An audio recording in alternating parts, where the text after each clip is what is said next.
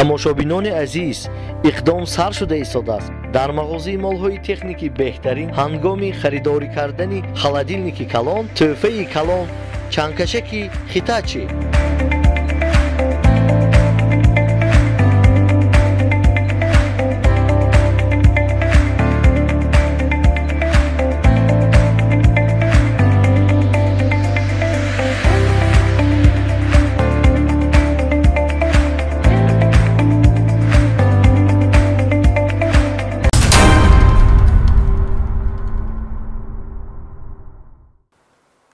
ассалому алайкум тамошобинони иззатманд. Нашри навбатии барномаи ахбори вазорати корҳои дохилӣ ба шумо оиди муҳимтарин самтҳои фаъолияти милитсияи кишвар, хусусан ошкориёбии ҷиноят, давоми рӯзҳои охир маълумот медиҳад. Дар студия бо шумо Моҳрухсор Таваллузода.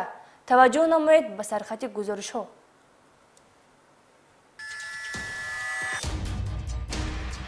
боздошти нашаҷалоби хориҷӣ ва мусодираи миқдори махсусан калони мухаддироти ҳашиш.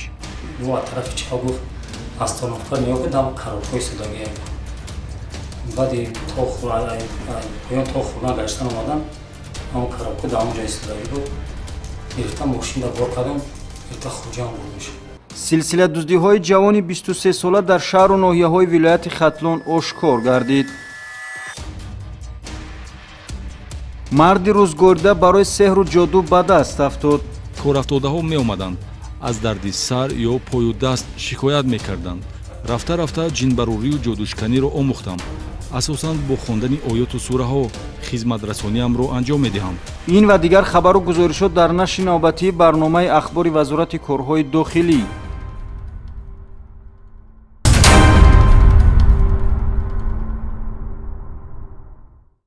таъсири зисту зиёновари воситаҳои нашъадор ва моддаҳои психотропӣ ба саломатии ҷомеа ва тафаккуру андешаи насли ҷавон кайҳо собит гардидаву ҷавобгарии сангин барои паҳну фурӯши ғайриқонунии ин маводи заҳрогин пешбинӣ гардидааст. вале нафарони алоҳида барои ба даст овардани манфиат мехоҳанд қасдҳои ҷиноятии худро роҳандозӣ намоянд. гузориши Зайниддинзода Абдулмумин ва Шараф Раҳмонқул дар ин хусус. замоне ки инсоният аз оқибати манфии воситаи нашадор воқиф гашт, ҳар амали алоқаманд ба он ғайриқонунӣ ва ҷиноят аст. кормандони раёсати вазорати корҳои дохилӣ дар нақлиёт аввалҳои моҳи июли соли ҷорӣ бо гирифтани ахбороти оперативӣ тавонистанд фаъолияти пинҳонкоронаи шабакаи трансмиллии нашаҷалобро ки аз ҳисоби шаҳрвандони ҷумҳурии исломии Афғонистон ва Тоҷикистону Қирғизистон созмон ёфтааст, ифшо ва аз ин гурӯҳи муташаккили нашаҷалобон 47 килои 271 грамм мухаддироти нави ҳашиш мусодира намоянд. як сокини ноҳияи Фирдавсии шаҳри Душанбе Раҳмонов Муҳаммадзокир соли таваллудаш 1970 ва шаҳрванди хориҷӣ Мир Абдуллоева Дилдора соли таваллудаш 1980 истиқоматкунандаи шаҳри Оши ҷумҳурии Қирғизистон узви ҳамин гурӯҳи нашаҷалобанд ки мақомоти милитсия онҳоро ҳангоми интиқол додани миқдори махсусан калони воситаи нашадор дастгир намуд. тавре мақомоти оперативию тафтишотӣ иттилоъ медиҳад, гумонбарон бо маслиҳати пешакӣ ба муомилоти ғайриқонунии воситаи нашадор даст заданд. ҳаракатҳои ҷиноятӣ дар ҳудуди Тоҷикистон дар шаҳрҳои Душанбе ва Хуҷанд сурат гирифтааст. ҳар кадоме вазифаи муайянеро иҷро менамуд.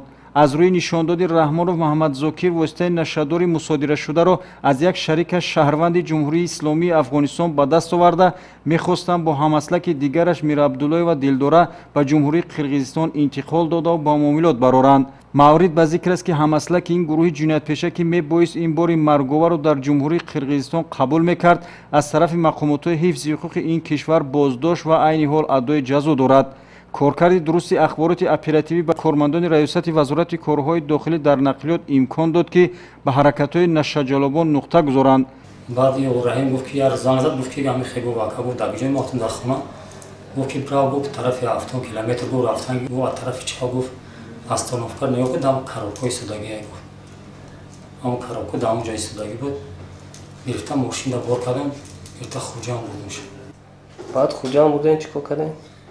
хуҷам бурдем, вай одаме ки аз тарафи қирғиз буд, вай гуфт ки одаи ман мебия ку дам одаи ман месупориша гуфт. чорпанҷ пас ба ҳами зан омад, 40 жадруи мошин буд, 10 дасти зан. вақте ки фур омадем хона, назди хона 500 метр рафтам, коркунои милитсия моро дастгир карданд. гумонбарон дастгир ва аз рӯи ин ҳодиса бо моддаи 200 қисми 4 кодекси ҷиноятии ҷумҳурии тоҷикистон парвандаи ҷиноятӣ оғоз карда шуда тафтишот идома дорад.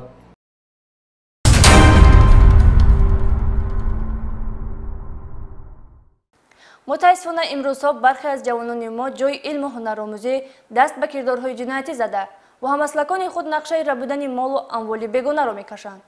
ҳангоми амалӣ намудани нақшаи хеш лаҳзаи андеша намесозанд ки дунёи ҷавониро худ поймол мекунанду ҳаёти тираву тори паси панҷара онҳоро интизор аст.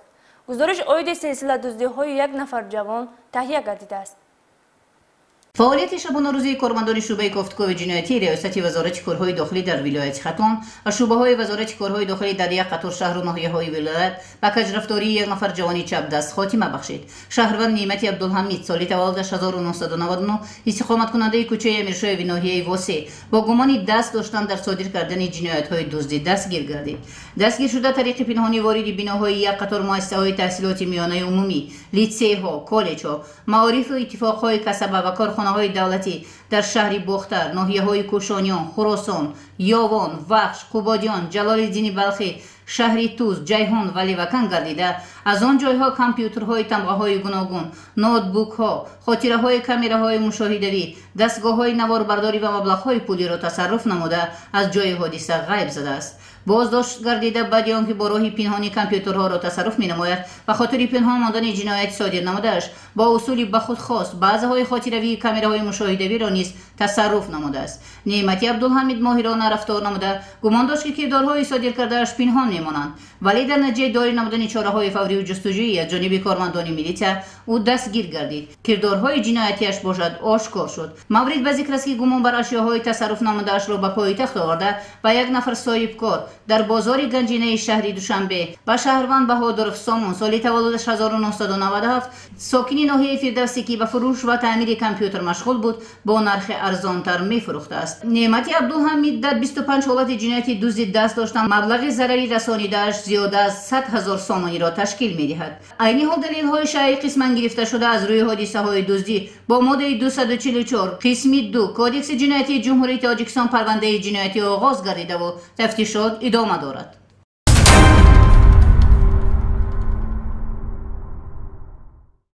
мақомоти корҳои дохилӣ дар ноҳияи Ҷайҳун низ 3 ҷавонро барои дуздии чорво боздошт намуданд. аз рафти тафтишот маълум гардид ки ин нафарони чапдаст дар 20 лаҳзаи дуздии чорвоҳои мардум гумонбар дониста мешаванд. офоқи Қодириён дар ин хусус маълумоти бештар дорад.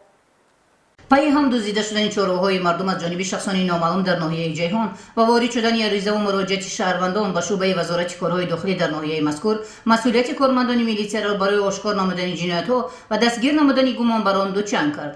бо баргузории чорабиниҳои фаврию ҷустуҷӯӣ ва фаъолияти хубу хизмати шабонарӯзӣ ба кормандони милитсия имкон дод то ҷиноятҳо ошкор ва гумонбарон дастгир карда шаванд. ин 3 нафар Самизода Саломуддин соли таваллудаш 1988, Қосимов Саидали соли таваллудаш 1990 пеш бо моддаи 244 кодекси ҷиноятии ҷумҳурии Тоҷикистон суд шуданд ва Суфиев Бобоҷон соли таваллудаш 1991 сокинони ноҳияи Ҷайҳун мебошанд ки дар 20 ҳолати дуздии чорвоҳои калон омайдаи сокинони ноҳияи мазкур гумонбар дониста мешаванд. ин нафарони ҷиноятпеша шабона тариқи пинҳонӣ аз дохили оғилхонаҳо ва назди заминҳои хоҷагии деҳқонии шаҳрвандон чорвоҳои хурду калонро дуздида аз ҷои ҳодиса ба макони ба худашон мувофиқ интиқол медиҳанд ва маблағе аз фурӯши чорвои мардум ба даст овардаашонро ба фоидаи шахсии худ сарф карданд. маблағи умумии зарари расонидаашон ба шаҳрвандон зиёда аз 100 000 сомониро ташкил медиҳад. нисбати гумонбарон дар шӯъбачаи тафтишотии шӯъбаи вазорати корҳои дохилӣ дар ноҳияи Ҷайҳун парвандаи ҷиноятӣ бо моддаи 244 қисми 2 кодекси ҷиноятии ҷумҳурии Тоҷикистон оғоз гардида тафтишот идома дорад.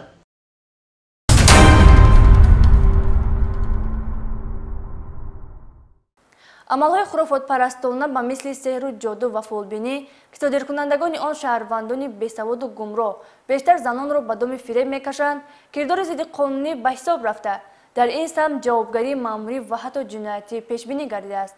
вале то ҳанӯз дар ҷомеа чунин мардумфиребон сеҳргарӣ ва фолбиниро пешаи даромаднок барои худ интихоб намуда мехоҳанд аз ин ҳисоб зиндагии хешро пеш баранд.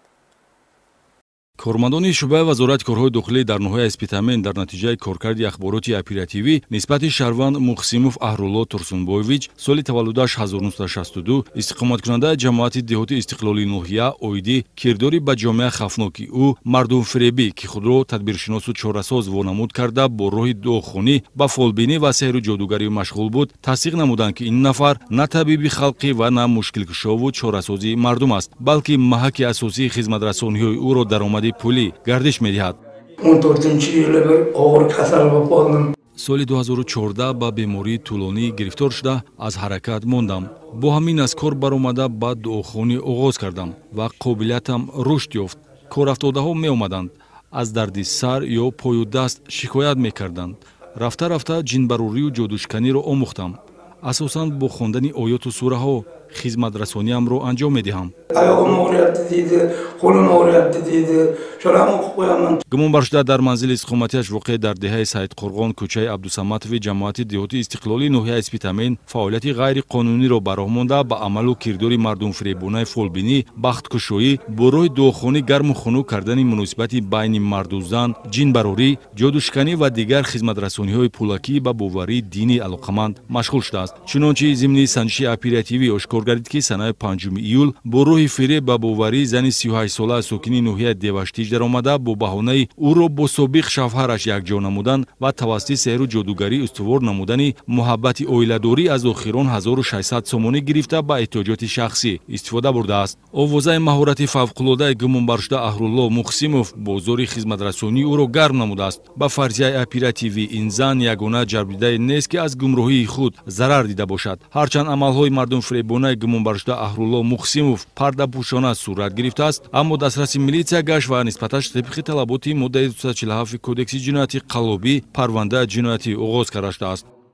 همچنین کارمندان خدمات پیشگیری حقوق ویرانکنی بین نوبالغان و جوانان ریاست وزارت کارهای داخلی ولایت سوخت مشغول شدند به فالبینی و سحر و جادوگری شهروند گلجهان خدایشکرو استقامت کننده شهر استرافشان موقتا ساکنی محله 12 شهر خوجند را آشکار نمودند. حقوق ویرانکننده در شهر خوجند منزل اقامتی را به اجاره گرفته به فالبینی سحر و جادوگری پیشگویی تقدیر گرم و خنک کردن مناسبت‌های اویلادوری با استفاده از اشیاءهای صنعی و طبیعی از جمله قرطه شمع سوزن رشته و لطه‌پاره‌ها مشغول شده است. در پس منظر خدمت رسانی‌های انفرادی فالبینزن مبلغ پولی یا یگان نمود هوسمندی‌های مادی می‌ایستد. عکس و معلومات‌های از حجره خدایشکر و دسترس گردیده از کم نبودن استفاده برندگان خدمت رسانی نام برده گواهی می‌دهد. برای مشغول شدن به سحر و جادو و فالبینی نسبت گلجهان خدایشکر و پرونده حقوق ویرانکنی مأموری طبق طلبات ماده 482 کودکس حقوق ویرانکنی مأموری ترتیب داده شده 2560 سومانی جریمه بندی شده است.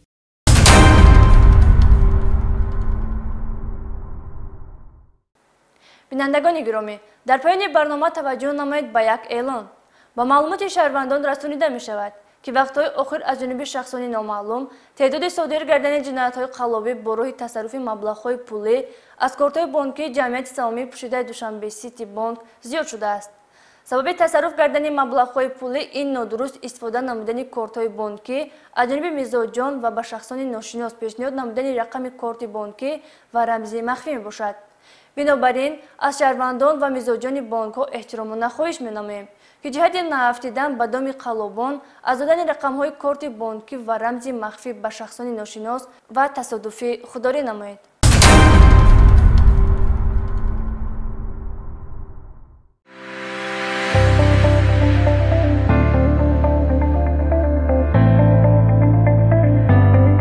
тамошобинони азиз, иқдом сар шуда истодааст. дар мағозаи молҳои техникӣ беҳтарин ҳангоми харидорӣ кардани холодильники калон, тӯҳфаи калон, чангкашаки хитачи